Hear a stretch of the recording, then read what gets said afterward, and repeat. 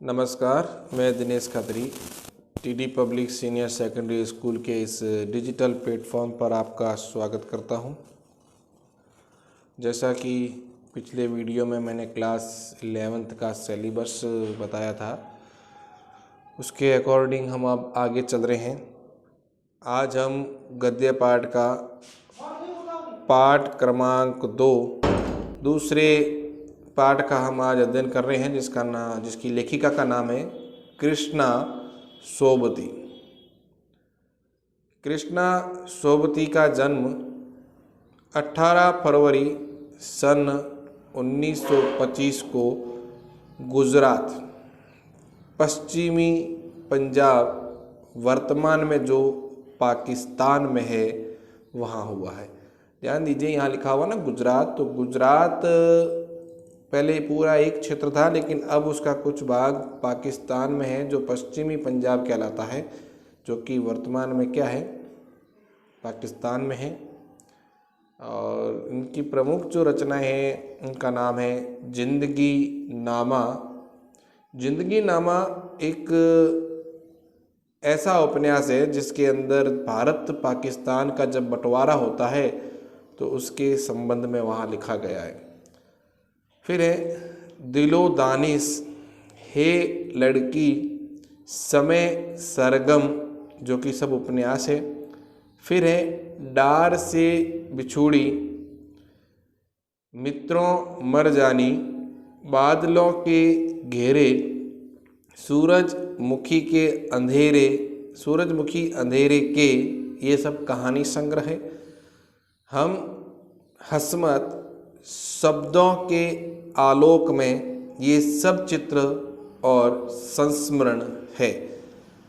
संस्मरण के बारे में आपको पता ही होगा क्या होता है। संस्मरण वो चीज़ें हैं जो उनके जीवन में जो कुछ यादों के पल होते हैं, उसे लिखा जाता है। शब्द चित्र का तात्पर्य है कि किसी भी घटना को या किसी बात को शब्दों के माध्यम से चित्रित करना सब चित्र कहला रहा है। और यहाँ देखिए, पाठ के प्रारंभ में लिखा हुआ भी है कि शब्दों के आलेख में से आई ये कुछ पंक्तियाँ, समय ही वह रंग है जो अनेक अनेक रंगों में विभाजित होता है। यानी समय एक ऐसा होता है जिसका बदलना स्वाभाविक है, वह पल पल बदलता रहता है। आज हम कैसे हैं, कल क्या होंगे, किसी को पता नहीं है। इसीलिए ये अनेक रंगों में बटा, कभी खुशी है, कभी गम है, कभी सुख है, कभी दुख है, कभी धनवान है, कभी गरीबी है। ये सारी चीज़ें हमको समय दिखाता है। पठन पाठन प्रक्रिया द्वारा फिर एक हो जाता है, लेकिन जब कुछ घटनाएं लिखी जाती है एक साथ अलग अलग समय की, तो वो सारा समय कैसा हो जाता है, एक हो जाता है। ऐसा कृष्णा सोबती ने अपनी रचना शब्दों के आलोक में कहा है। फिर देखिए, इनके प्रमुख सम्मान हैं कि ये जो सम्मानित किए गए इनको अलग अलग जगह पर, वो है कि साहित्य अकादमी सम्मान मिला है इनको, हिंदी अकादमी का सलाह का सम्मान मिला है, साहित्य अकादमी की महत्तर सदस्यता सहित अनेक इनको राष्ट्रीय पुरस्कार मिले। ये इनके प्रमुख सम्मान है। फिर लिखा है इनकी मृत्यु हुई है 25 जनवरी सन 2019 को, यानी एक साल पहले। ठीक है, ये इनका जन्म है और इनकी रचनाएं हैं, इनकी मृत्यु का समय है और इनके सम्मानित के लिए क्या क्या हुआ है वो सारा वर्णन है, जो आपको ध्यान रखना है। इसके बाद हम जो देख रहे हैं वो है इन्होंने जो अपने साहित्य में क्या लिखा है, किस तरह का है, वो इन्होंने वर्णन किया है। तो ध्यान दीजिए, हिंदी कथा साहित्य में कृष्णा सोबती की विशिष्ट पहचान है। ध्यान दीजिए, हिंदी का जो कथा साहित्य यानी कहानी लिखना, कथाएं लिखना, उसमें कृष्णा सोबती जी को विशेष पहचान मिली है। वो पहचान क्या है, आप ध्यान रखें। वे मानती हैं कि कम लिखना विशिष्ट लिखना, यानी यदि आप कोई चीज़ कम लिखोगे, है ना, कोई चीज़ आप यदि कम लिखते हैं लेकिन उसे एक व्यवस्थित रूप से लिखना, है ना, उसके बारे में इसने कहा है। आगे देखिए, यही कारण है कि उनके संयमित लेखन और साफ सुथरी रचनात्मकता ने अपना एक नित नया पाठक वर्ग बनाया। यानी उन्होंने जो रचनाएं की है वह बड़ी संयमित लेखन यानी संयम के साथ लिखा गया है, साफ सुथरी रचनाएं की गई है, इसलिए इनको पढ़ने वाले जो है वो एक विशेष प्रकार का वर्ग बन चुका है। यानी एक विशेष वर्ग ऐसा है जो उनकी रचनाओं को पढ़ता है, उनकी रचनाओं को पसंद करता है। उनके कई उपन्यासों, लंबी कहानियों और संस्मरणों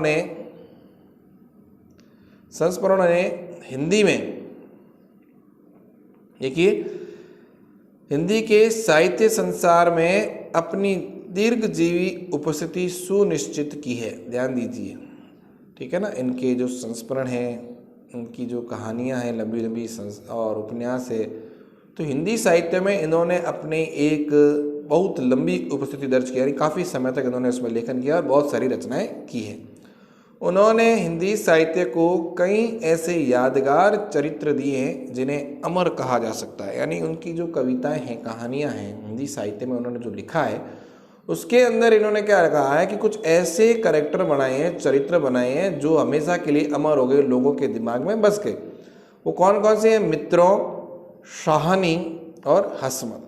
ये ऐसे इन्होंने कैरेक्टर बनाए, चरित्र बनाए हैं जो आप कहानियाँ पढ़ोगे तो आपको हमेशा ही वो कैरेक्टर या चरित्र आपके दिमाग में रहेंगे। भारत पाकिस्तान पर जिन लेखकों ने हिंदी में कालजयी रचनाएं लिखी, देखिए भारत पाकिस्तान जब अलग हुआ तब बहुत सारे लेखकों ने हिंदी में उनके ऊपर रचनाएं लिखी है। तो कृष्णा सोबती का नाम भी उसी पंक्ति में आता है, कतार में आता है। बल्कि यह कहना उचित होगा कि यशपाल जो कि एक लेखक हैं, उनकी रचना थी झूठा सच। राही मासूम रजा की भी रचना है आधा गांव, और भीष्म शाहनी की भी रचना है तमस, है ना। तो इसके साथ साथ कृष्णा सोबती की एक रचना है जिंदगी नामा। इस प्रसंग में विशिष्ट उपलब्धि, देखो मैंने आपको पहले बताया था कि जिंदगी नामा उनका एक ऐसा उपन्यास है जो भारत पाकिस्तान का जब बंटवारा हुआ उस समय लिखा गया। उसी समय कुछ लोगों ने और भी लिखे हैं, उसमें यशपाल जी का नाम है। यशपाल जी ने लिखा है झूठा सच, मासूम रजा ने लिखा है आधा गांव, भीष्म शाहनी ने लिखा है तमस और कृष्णा सोबती ने लिखा है जिंदगी नामा। ठीक है, अब इससे हम आगे बढ़ते हैं।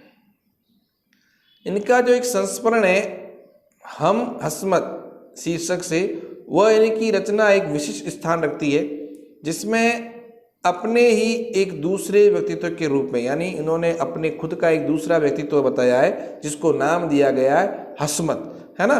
तो उसके आधार पर उसका निर्माण किया है जो बहुत ही सुंदर उदाहरण है इनका। कृष्णा जी के भाषिक प्रयोग में भी विविधता है। अब देखो उन्होंने कौन कौन सी भाषाओं का प्रयोग किया है, तो विविध भाषाओं का। कौन कौन सी है? उन्होंने हिंदी की कथा भाषा को एक विलक्षण ताजगी दी। उसमें कर्तव्यनिष्ठ तत्समता, यानी कर्तव्य, संस्कृत के शब्द है तत्सम, उर्दू के शब्द है, पंजाबी शब्द है जो लोगों को जिंदा दिल कर लेती है, ये सब एक साथ उनकी रचना में मौजूद है। यानी आपसे पूछा जाए भाषा संबंधित तो संस्कृत, उर्दू और पंजाबी के शब्दों का इन्होंने हिंदी कथा साहित्य में प्रयोग किया है। आज हम पढ़ेंगे जो इनका चैप्टर है वो है मियां नसरुद्दीन। मियां नसरुद्दीन सब चित्र हम हसमत नामक संग्रह से लिया गया है। देखो हम हसमत जो उनकी रचना है उसमें से ही एक भाग है मियां नसरुद्दीन, वो आया है।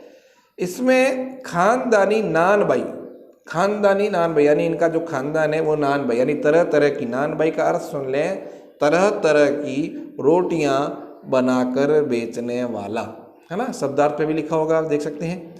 मियां नसरुद्दीन के व्यक्तित्व, रुचियों और स्वभाव का सब चरित्र खींचा गया। यानी नसरुद्दीन जी का व्यक्तित्व कैसा है, उनका स्वभाव कैसा है, उनको किस किस में रुचियां हैं, ये इस पाठ के अंदर आपको प्रदर्शित किया गया है, पढ़ने को मिलेगा।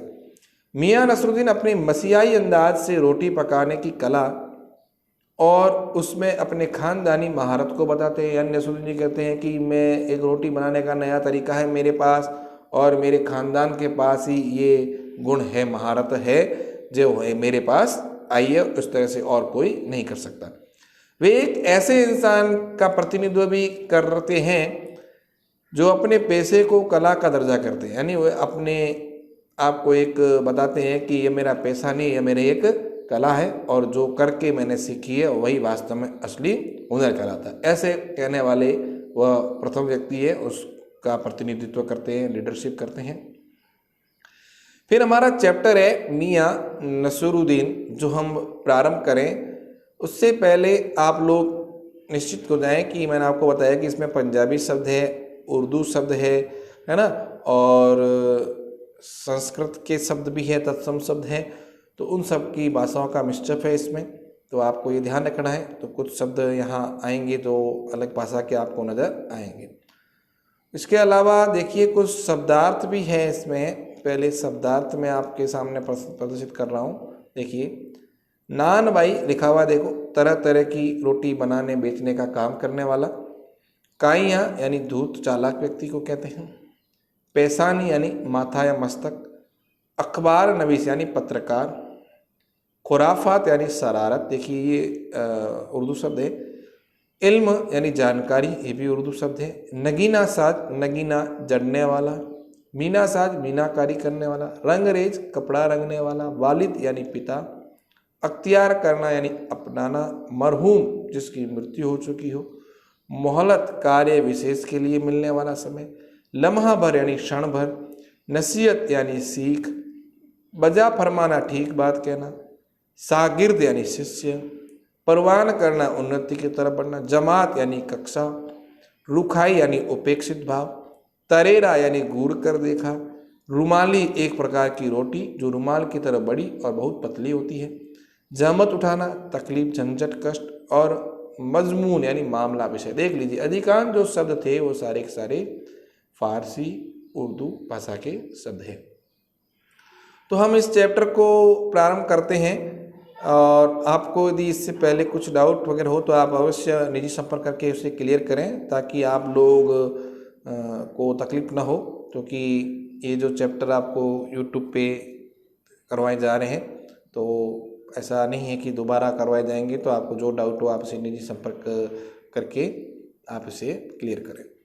तो चैप्टर हम अगले वीडियो में पढ़ेंगे। आज के लिए इतना ही, धन्यवाद।